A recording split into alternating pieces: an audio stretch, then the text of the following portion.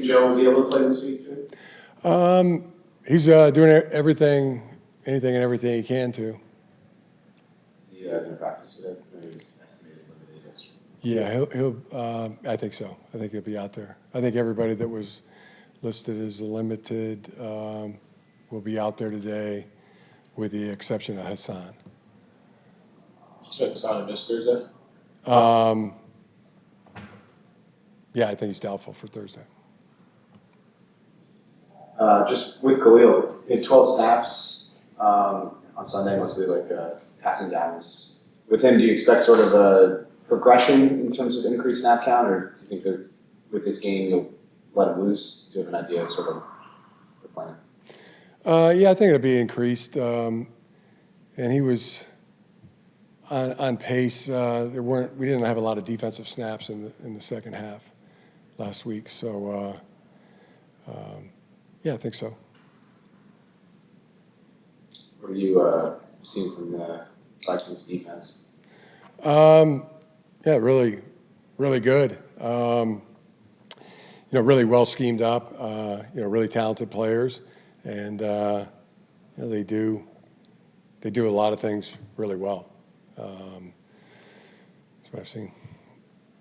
Kevin O'Connell announced today that Carson Wentz is going to be starting. Just how are you guys preparing for him? Yeah, that's the direction that we're anticipating. What's the biggest challenge going against Justin Jefferson?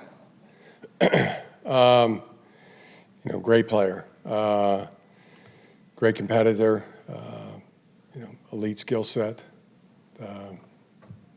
at the highest challenge, and guys have been working, and other good receivers too. I mean, great receivers, talented group. With Oronde Gadsden coming off the big game on Sunday, just what's kind of allowed him to ascend this quickly and just, it seems line up all over the formation, just what's allowed him to be so successful. What did you say? Oronde?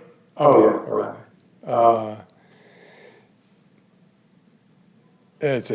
Very talented. I kind of go back, when you ask me that question, I could just go back to training camp when we knew that we could see the talent, you could see all that, but the mindset and just how driven he was, that showed up when he got here, off-season training camp. My memories of him are meeting, then extra meetings, and then finally, hey, you gotta time to go get some rest, and then he'd go down to the weight room.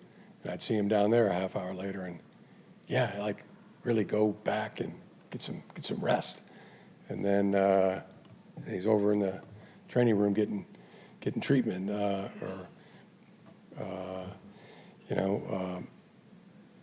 finally, hey, now you really have to leave.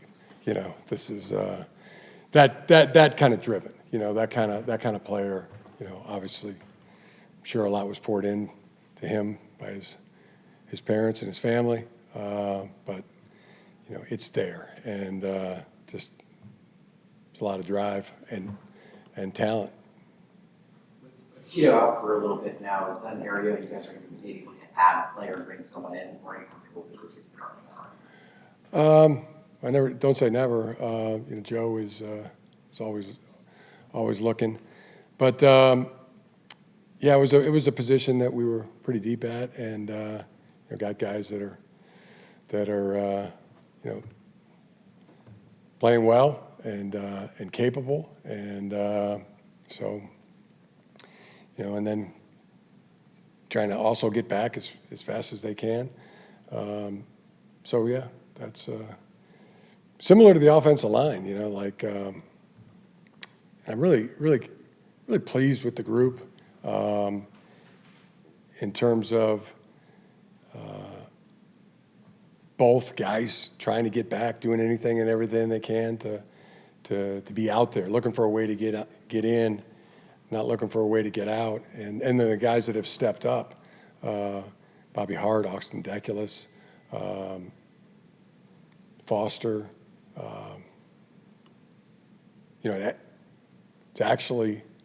It's actually guys getting battle tested. That's a group that's going to be,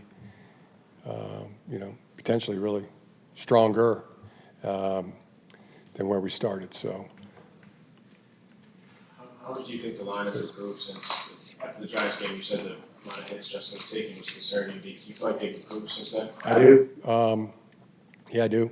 In what way? In their run blocking, in their protection, and in really all ways, I think they've acquitted themselves very well. Just going back to the interior D line for a second, would you expect Scott to move more to defense with the way that room is set up right now with only 4 guys, or would you maybe turn to practice squad like T-Rod or somebody like that instead? Yeah, Scott, being a two-way player.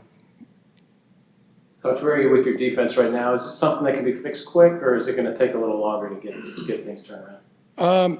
Yeah, we're the guys are attacking it, and that's like I said after the game, the effort's there, the fight is always there. There's a never give up attitude, personality with our team, which I love, and right back to work following the game on Sunday. Guys were we're just getting after it, and yeah, get better. That's what I said. Looking at all ways to try to get better. More consistency, more trust. And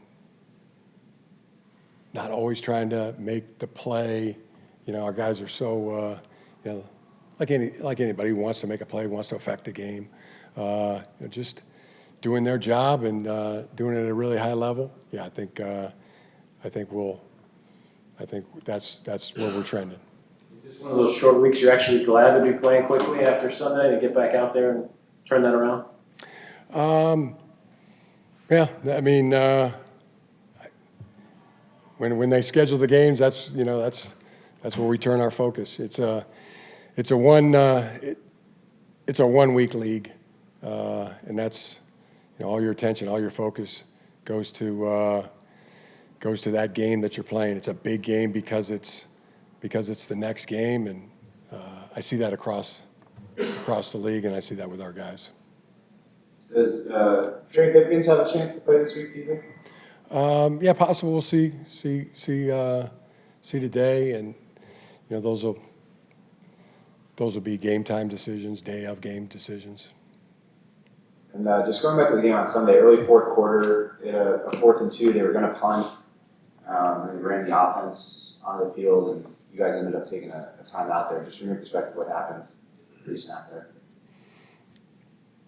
Yeah, that's unfortunately we had players on the field called the timeout, which we did not advise them to do, and we gotta make it more clear that we want those timeouts called from the sideline. So if it had gone the way you wanted, they would have they had a ref over the ball. They would have stopped there. Yeah, that's what what got your substitutions on and been able to sort it out. Correct. Without using them. Mm-hmm. Okay.